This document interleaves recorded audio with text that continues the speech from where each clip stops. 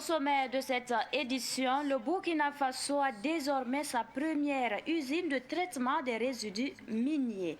Le chef de l'État a procédé au lancement des activités de l'usine ce matin. Située dans la zone industrielle de Kosodo, l'usine Golden And aura pour but d'extraire le restant des métaux précieux des résidus. Une initiative qui entre dans le cadre du développement du secteur minier. On en parle dans ce savant soir. Des échanges à bâton rompu entre le ministre en charge de l'administration territoriale, Émile Zola, et les gouverneurs des régions. Le ministre enjoint aux gouverneurs de trouver des mesures appropriées pour le retour effectif des chefs des circonscriptions administratives dans leur ressort territorial. Pour le ministre, la réinstallation des populations dans leur localité doit s'opérer sous la conduite du chef de circonscription administrative.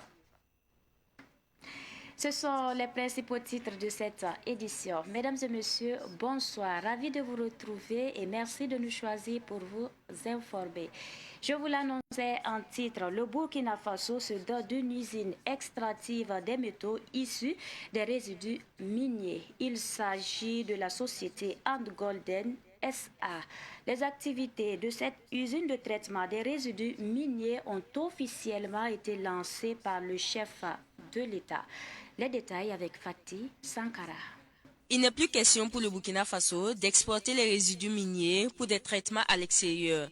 Golden And SA est la solution endogène à la récupération des précieux métaux issus des résidus miniers dont le charbon fin. Cette usine de traitement des résidus miniers est une avancée considérable pour le Burkina Faso qui aura un contrôle sur le secteur minier après le lancement de la raffinerie d'or. Elle est également l'aboutissement d'une lutte menée par le promoteur Emmanuel Tapsoba qui a dû patienter pendant 7 ans. L'idée a germé suite à nos multiples expériences acquises sur les sites d'exploitation minière au Mali, en Guinée, en Sierra Leone, etc. Fort de cette expérience, nous avons eu plusieurs propositions de pays de la sous-région pour une implantation d'usines de traitement dans leur pays. Mais pour un bout pour la mère patrie, notre décision de nous installer ici au Burkina Faso était sans embâche. C'est ainsi que depuis 2017, nous avons entrepris les démarches administratives auprès des autorités d'alors, mais qui sont restées vaines car celles-ci ne croyaient pas à notre expertise. Le matériel de l'unité, sans exception aucune, a été entièrement conçu et fabriqué par des artisans burkinabés pour extraire les substances précieuses ici des résidus miniers. Aucune machine ici n'a été importée. Golden And est une société d'économie mixte au capital social de 10 millions de francs CFA, divisé en 1000 actions de 10 000 francs CFA de valeur nominale. Golden And SA est une usine 100% burkinabé. Toutes les machines utilisées dans cette usine ont été fabriquées au Burkina. D'où la fierté du chef de l'État, le capitaine Ibrahim Traoré, qui invite les Africains à faire confiance à cette usine. C'est cette particularité-là, l'ingéniosité de nos ingénieurs burkinabés que je suis venu pour saluer. Et aussi, comme ils l'ont signifié, je pense que le traitement des résidus miniers, on exportait et nous n'avons aucune mainmise sur ce qui se passait.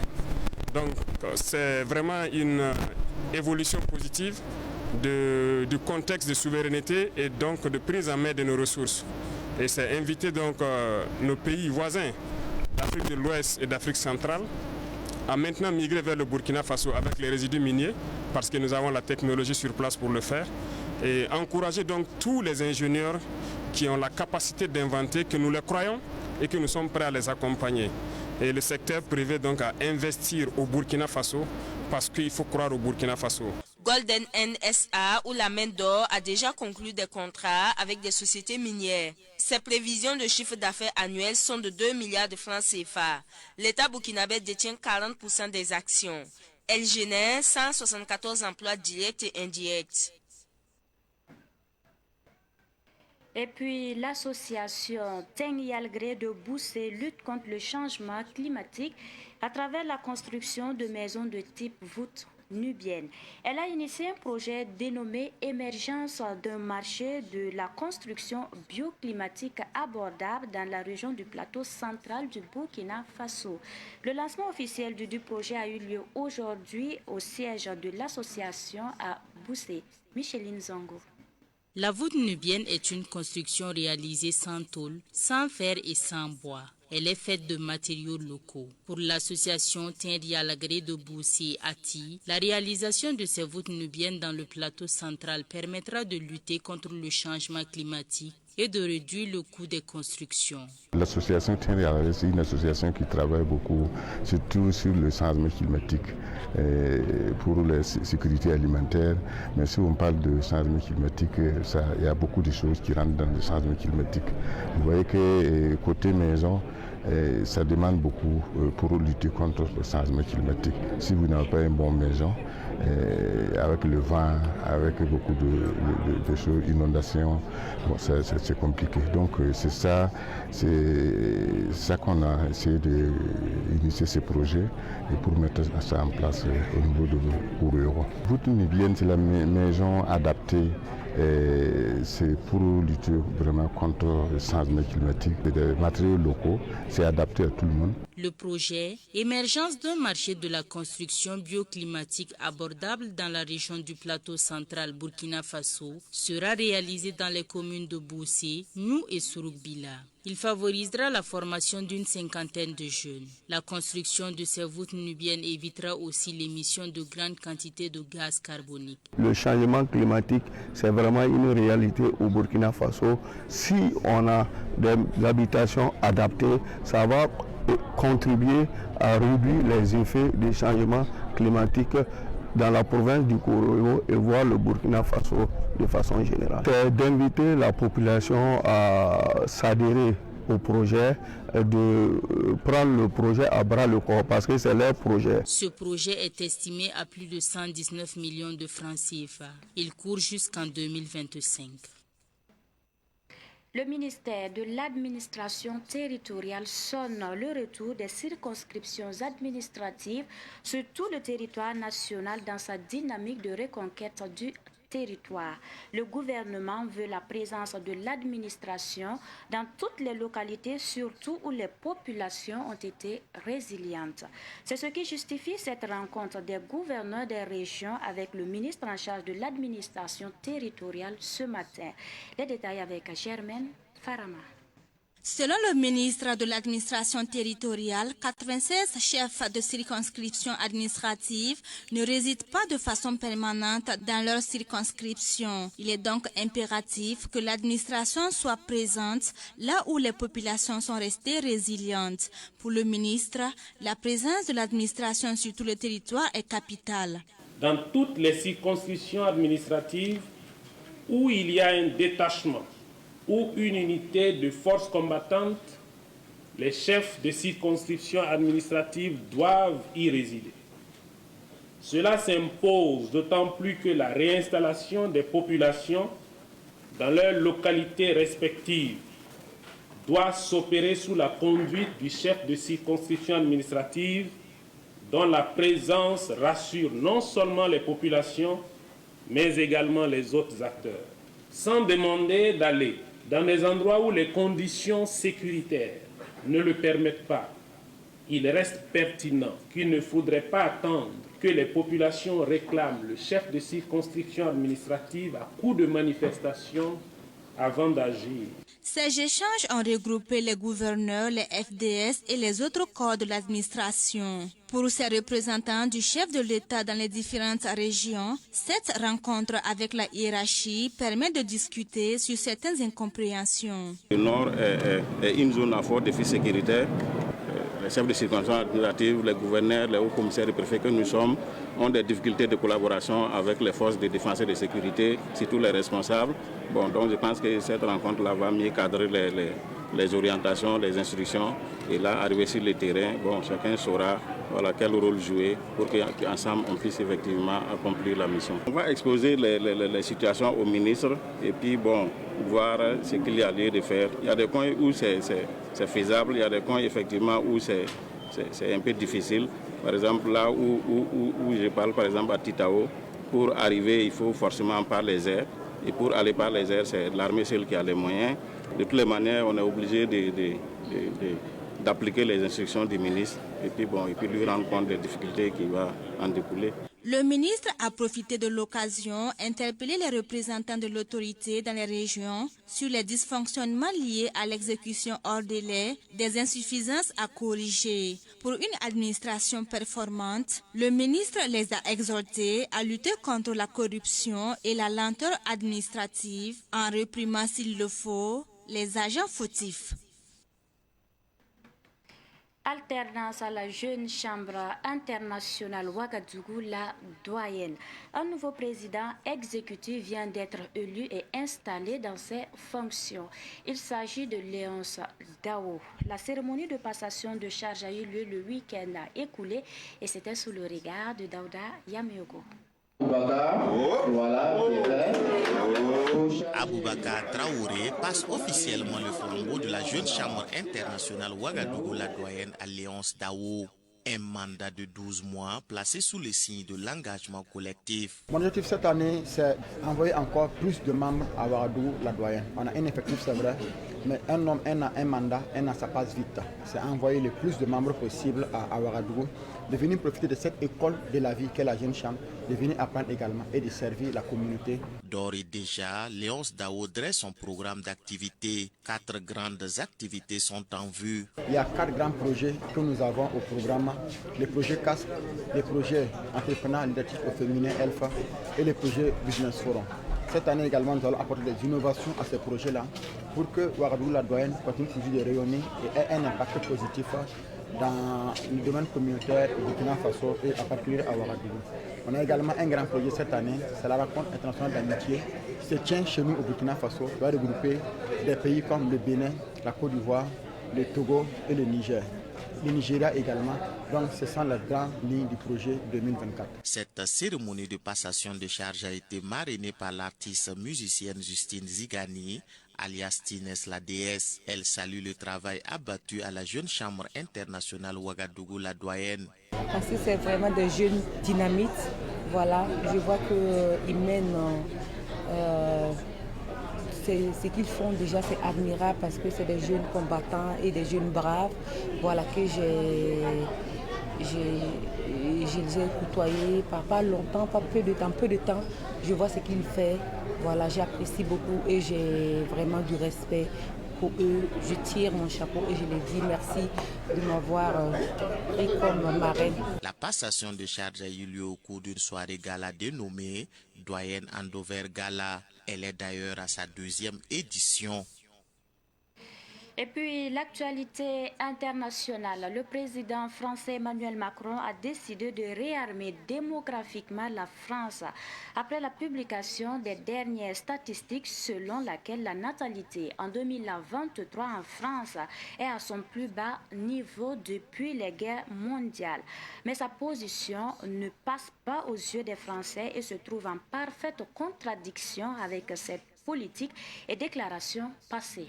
Le commentaire de Soumaïla Rabou. Tollé déjà en France, la politique de réarmement démographique du président Emmanuel Macron passe mal, surtout du côté des associations de protection et de défense des droits des femmes et des mouvements pro-avortement. Ce discours nataliste semble valider les théories dangereuses des mouvements anti-avortement, souligne une organisation féministe française.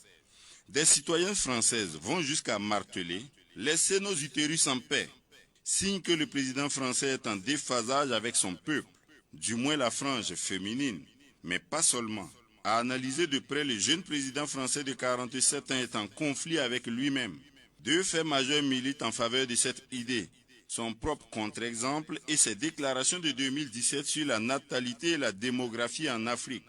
Emmanuel Macron lui-même est le contre-exemple de la natalité, après avoir dit à des élèves français 2 fois de suite, d'une part qu'il a choisi de ne pas avoir lui-même d'enfants, et d'autre part que ses élèves français devaient se préparer éventuellement à avoir des parents hommes seulement ou des parents femmes seulement dans certaines circonstances. Après de telles déclarations devant des enfants innocents, il a achevé de se discréditer avant même d'avoir nommé son premier ministre Gabriel Attal, début janvier 2024, l'homme qui assume son homosexualité.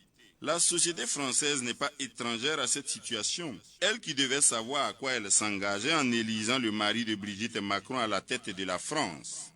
Pour les Africains en tout cas, ils ont compris depuis 2017 que la France avait abordé la pente glissante de sa décadence morale, sociale, économique, politique et militaire quand ils ont entendu Emmanuel Macron, le président français, en bon donneur de leçons, dire qu'avec plus de 3 enfants par femme en Afrique, il était incohérent d'envisager tout progrès et développement.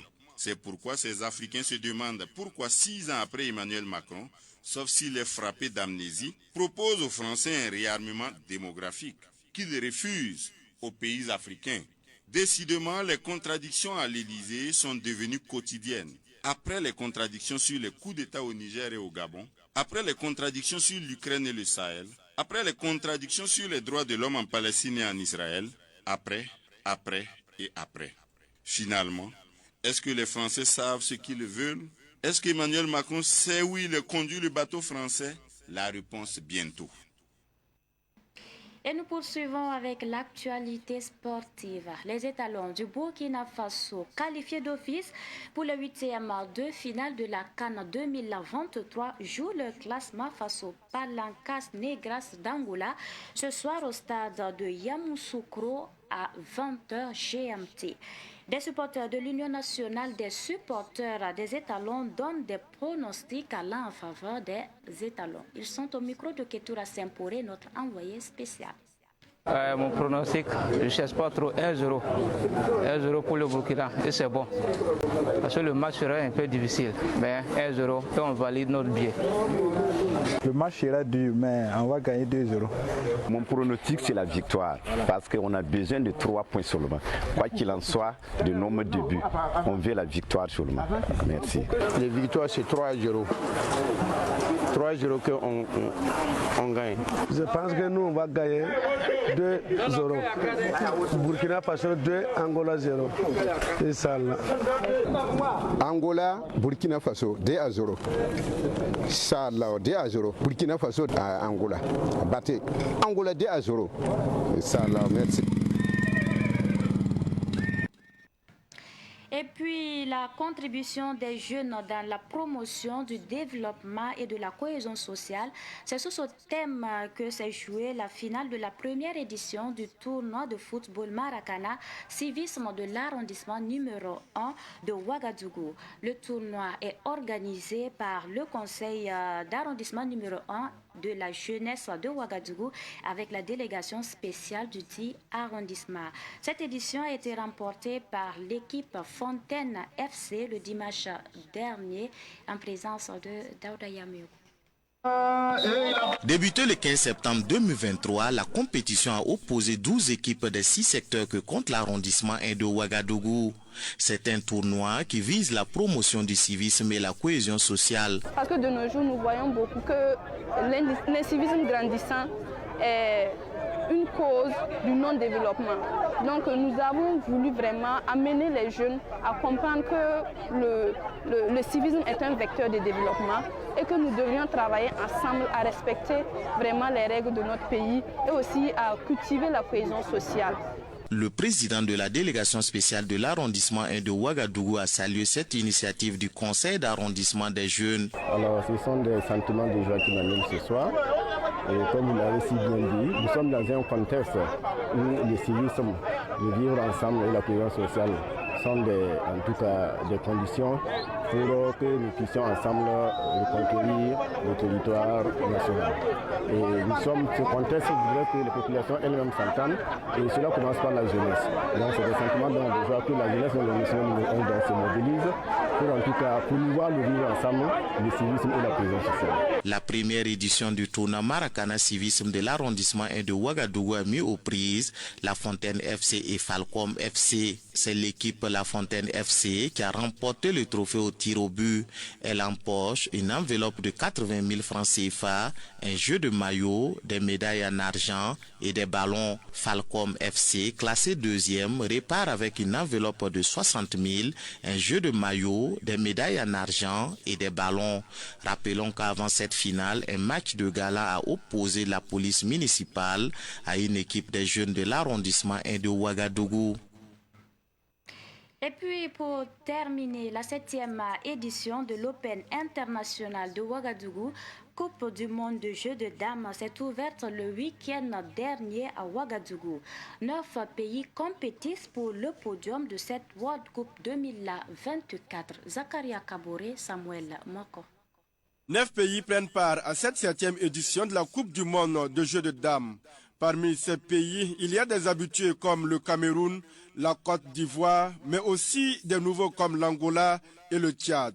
Cette compétition permet de se qualifier pour les grandes compétitions qui auront lieu en Chine et pour le championnat du monde du jeu de dames.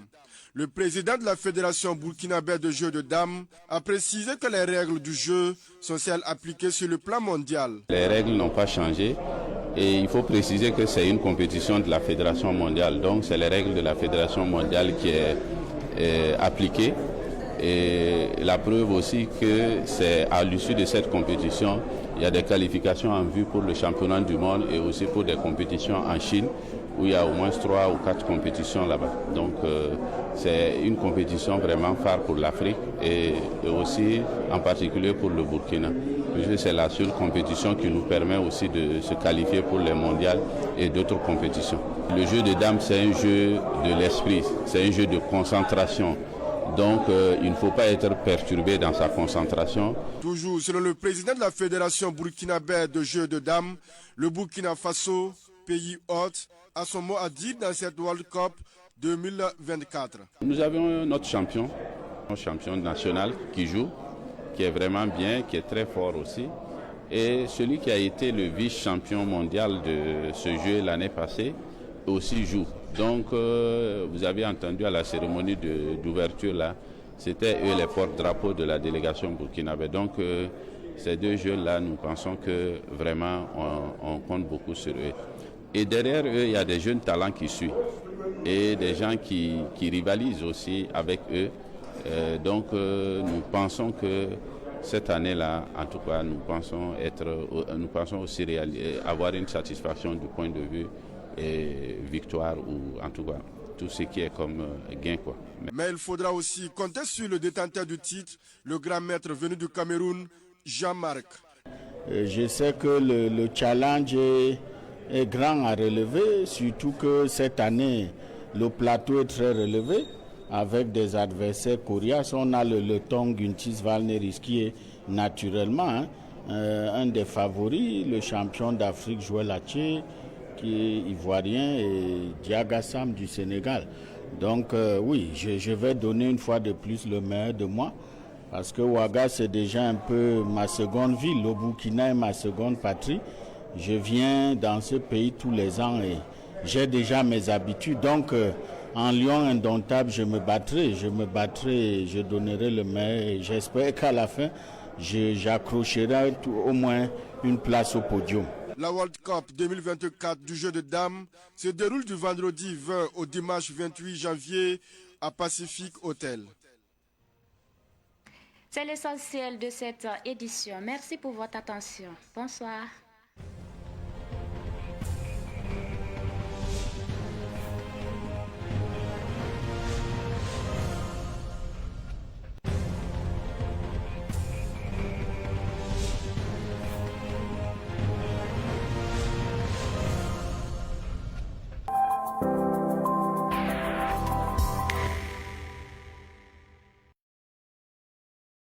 you.